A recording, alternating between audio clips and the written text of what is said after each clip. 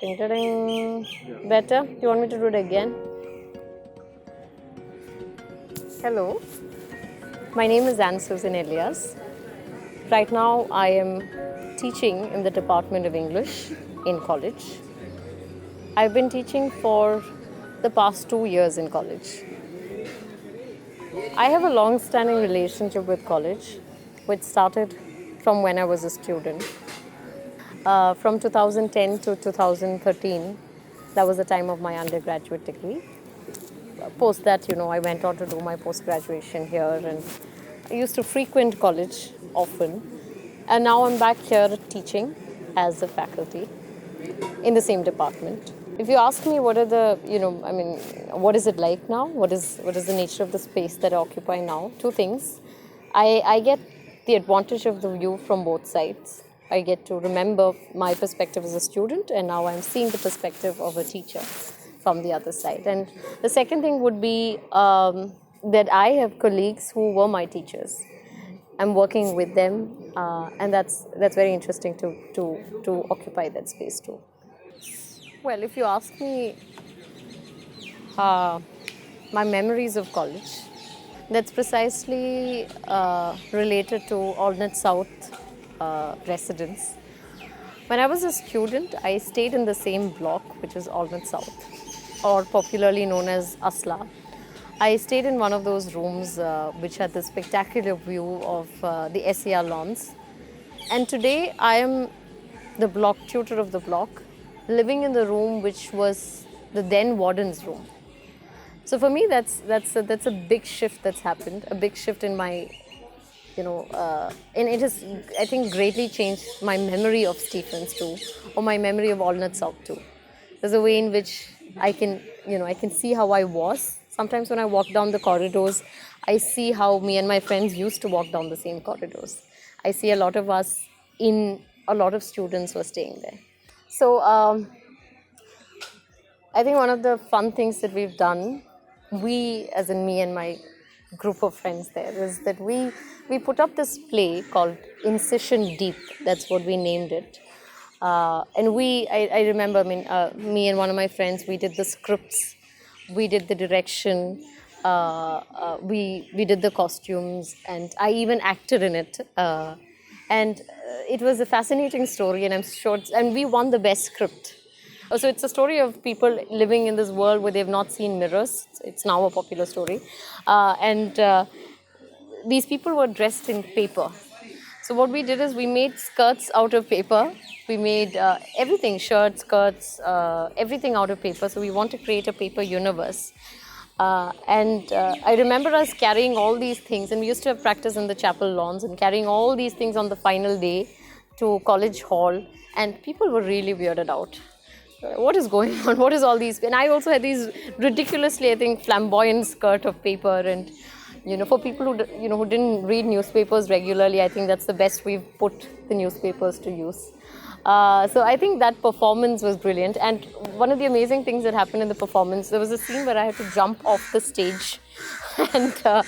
and so we decided to retain that tension. So we decided that I am going to jump off the stage. It was a suicide scene, so I was jumping off. So what we did is we kept these mattresses right under the stage. And the idea was that when I jump, I'll fall onto the mattresses. Except what really happened was that it was dark. When the play is happening, it's quite dark, and you can't really see the mattress. So I stood somewhere, and I wasn't sure where the mattress was. So how do I jump? Now I don't know if the mattress is there. So you know what I did?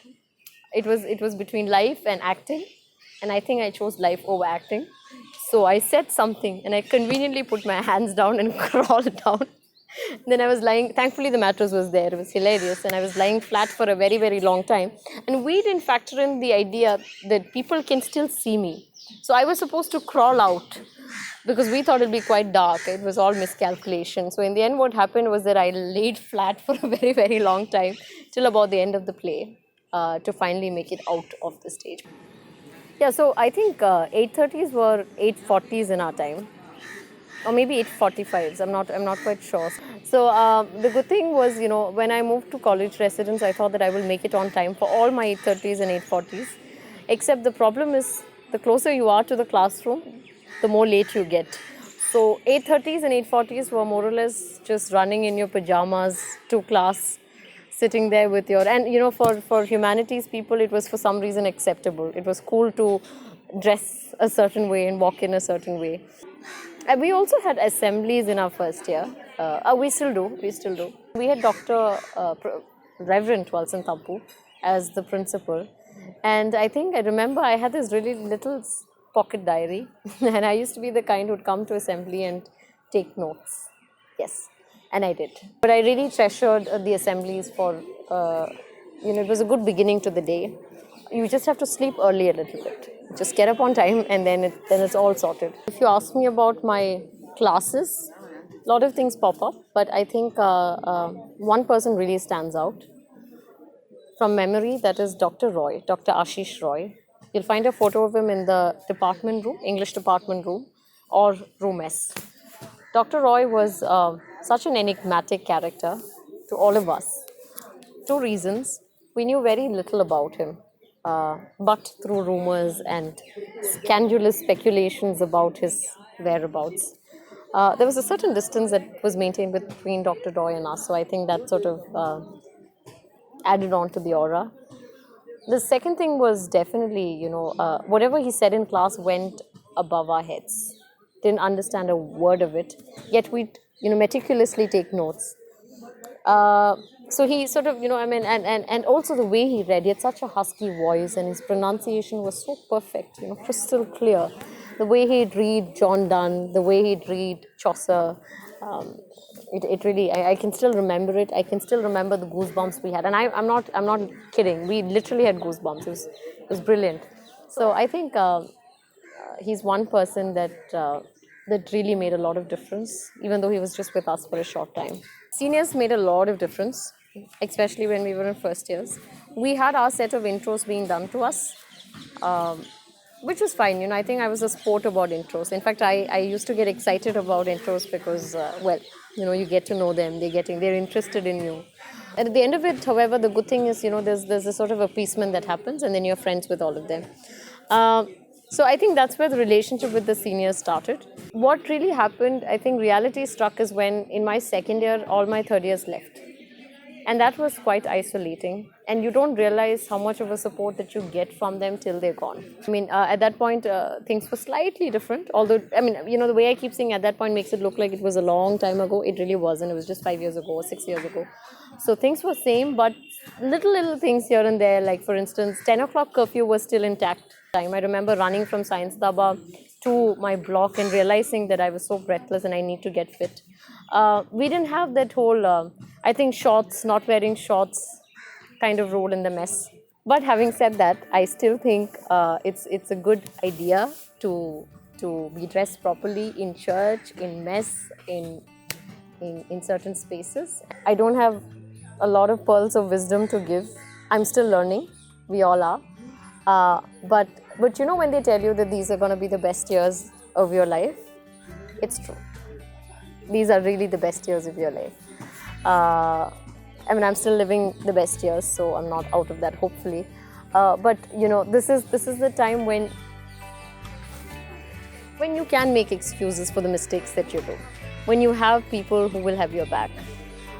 So make use of it, but always be responsible for it. Do not go beyond that line. Be responsible for what you do. Know where to stop fun. Know where to have fun.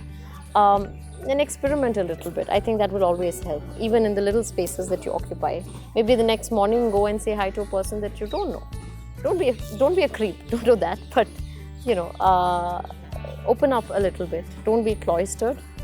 Stephens is a cloistered space in a lot of ways, but you will also realize how this was a nourishing space, and this will help you grow out. Thank you for watching the video. Hopefully you will be on the other side doing this, whoever it is who's watching it soon. So yeah, thank you so much. Take care. Done? Anything else? Yeah. Thank you so much.